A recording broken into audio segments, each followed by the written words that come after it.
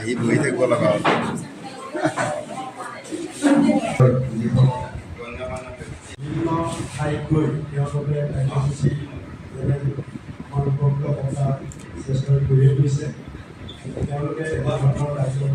জ্ঞাপন কৰিছোঁ তেখেতসকলৰ কাম কাজক আমি প্ৰশংসা কৰিছোঁ আৰু অনাগত দিনতো সুন্দৰকৈ সমাজ কল্যাণমূলক বা জনসচেতনতামূলক বিভিন্ন ধৰণৰ নিমন্ত্ৰণ চালে আপোনালোকৰ নিচিনা সজাতি দলবিলাক এই উপস্থিত হৈ ৰাইজক সেৱা জনাব বুলি আশা কৰি বস্তুটো সংক্ষেপে মনোযোগ দিব বিচাৰিছোঁ।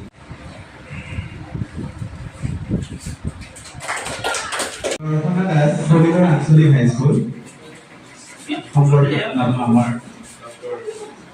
দেৱাশ্ৰী সাহা বাইদেউ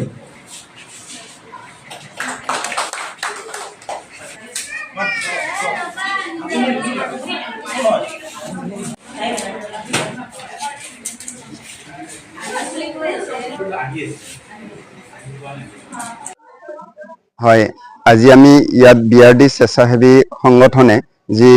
কুৰুৱা এমভি স্কুলত বিনামূলীয়া স্বাস্থ্য শিবিৰৰ আয়োজন কৰিছে তাত আমি উপস্থিত থাকি অতি আনন্দিত হৈছোঁ যে বিআৰডি স্বেচ্ছাসেৱী সংগঠনে অকল কুৰুৱা অঞ্চলতে নহয় দৰং জিলা বা দৰঙৰ অসমৰ অন্যান্য জিলাসমূহতো বিভিন্ন ধৰণৰ কল্যাণকামী কাম হাতত লৈ যথেষ্ট সফলতা লাভ কৰিছে আৰু ৰাইজৰ প্ৰশংসা বুটলিবলৈ সক্ষম হৈছে আমাৰ কুৰুৱা অঞ্চলত বিআৰডি স্বেচ্ছাসেৱী সংগঠনে বহু ধৰণৰ পদক্ষেপ কল্যাণকামী পদক্ষেপ লৈছে ইয়াৰ আগতে পাৰিপাৰ্শ্বিক সজাগতাৰ পৰা আদি কৰি বৰষুণৰ পানী সংৰক্ষণৰ পৰা আদি কৰি পশু চিকিৎসাৰ ব্যৱস্থা বা দুখীয়া ছাত্ৰ ছাত্ৰীক আৰ্থিক সহযোগ এনে ধৰণৰ বহুত সুন্দৰ সুন্দৰ কাৰ্যসূচী লৈ আহিছে আৰু ৰাইজৰ সহযোগিতা লাভ কৰিছে আমি আজিৰ কাৰ্যসূচী আয়োজন কৰাৰ বাবে বিআৰডি স্বেচ্ছাসেৱী সংগঠনক ধন্যবাদ জ্ঞাপন কৰিছোঁ আৰু আগলৈও এনে ধৰণৰ সমাজ কল্যাণমূলক কাম হাতত লৈ ৰাইজৰ প্ৰশংসা বুটলিবলৈ সক্ষম হ'ব বুলি আমি আশা ৰাখিছোঁ বিআৰডি 2021 চনত আমি মানে এই সংগঠনটো আমি প্ৰতিষ্ঠা কৰিছিলোঁ আৰু তাৰ আগতো আমি আমাৰ এনে ধৰণৰ সামাজিক কাম আমি কৰি আহিছিলোঁ কিন্তু আমি এটা মানে অৰ্গেনাইজেশ্যন হিচাপে আমি 21ৰ পৰাহে আমি কামখিনি আৰম্ভ কৰিছোঁ আমি 21ৰ পৰা কাম আৰম্ভ কৰিয়ে প্ৰথমতে আমি আমাৰ সমাজৰ মানে সোশিও ইকোনমিক ডেভেলপমেন্টৰ ক্ষেত্ৰত আমি বিশেষভাৱে গুৰুত্ব প্ৰদান কৰিছোঁ আমি বিশেষকৈ দুখীয়া যিখিনি আমাৰ অঞ্চলৰ দুখীয়া ব্যক্তি আছে তেওঁলোকৰ সন্তানখিনিৰ শিক্ষাৰ ক্ষেত্ৰত বিশেষভাৱে আমি গুৰুত্ব প্ৰদান কৰিছোঁ যেহেতু শিক্ষাই এখন সমাজৰ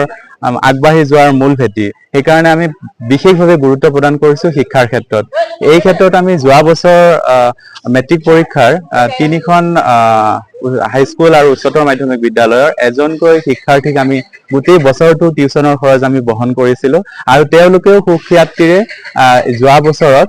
সুখ্যাতিৰে সফলতা লাভ কৰিবলৈ মানে সক্ষম হৈছে তাক লৈ আমি নথৈ আনন্দিত হৈছোঁ আৰু লগতে আমাৰ ৰাইজেও নথৈ আনন্দিত হৈছে আমাৰ এই পদক্ষেপক আৰু ইয়াৰ লগে লগে আমি সামাজিক বিভিন্ন ধৰণৰ কাম অকল আমি দৰং জিলাতেই নহয় অসমৰ বিভিন্ন জিলাত বৰাক উপত্যকাকে ধৰি বৰপেটা বঙাইগাঁও ইত্যাদি কৰি আমি বহুত জিলাত সামাজিক কাম কৰি আহিছোঁ আৰু ইয়াৰ পিছলৈও আমি বিভিন্ন ধৰণৰ শিশুৰ অধিকাৰৰ ওপৰত আমি কাম কৰি যাম বুলি প্ৰতিজ্ঞাবদ্ধ হৈ আছোঁ আৰু ভৱিষ্যতেও সোশিও ইকোনমিক ডেভেলপমেন্টৰ কাৰণে যিকোনো কাম কৰিবৰ কাৰণে আমি আগ্ৰহী ধন্যবাদ আজিৰ অনুষ্ঠানটো আমি এইকাৰণে অনুষ্ঠিত কৰিবৰ কাৰণে মনস্থ কৰিছোঁ যিহেতু আমাৰ অঞ্চলত বিশেষকৈ আৰ্থিকভাৱে পিছপৰা শ্ৰেণীৰ লোক বেছিকে বসবাস কৰি আছে আৰু তেওঁলোকৰ স্বাস্থ্যৰ প্ৰতি লক্ষ্য ৰাখি আজি আমাৰ এই অনুষ্ঠানটি আমি অনুষ্ঠিত কৰিছোঁ যেহেতু এতিয়া মানে আমাৰ অঞ্চলৰ মানে ব্যক্তিসকলৰ খেতিৰ সময় তেওঁলোকে এই খেতি বাৰীৰ টাইমত মানে ঘৰৰ পৰা ওলাই গুৱাহাটীতেই হওক বা বেলেগত গৈ এটা ভাল চিকিৎসা কৰিবৰ কাৰণে সময়ৰ অভাৱ আৰু সেই কাৰণে আমি আজি আমাৰ এই অঞ্চলত এই বিনামূলীয়া স্বাস্থ্য শিবিৰ আমি আয়োজন কৰিছোঁ যাতে তেওঁলোক উপকৃত হ'ব পাৰে সেইটোৱে ধন্যবাদ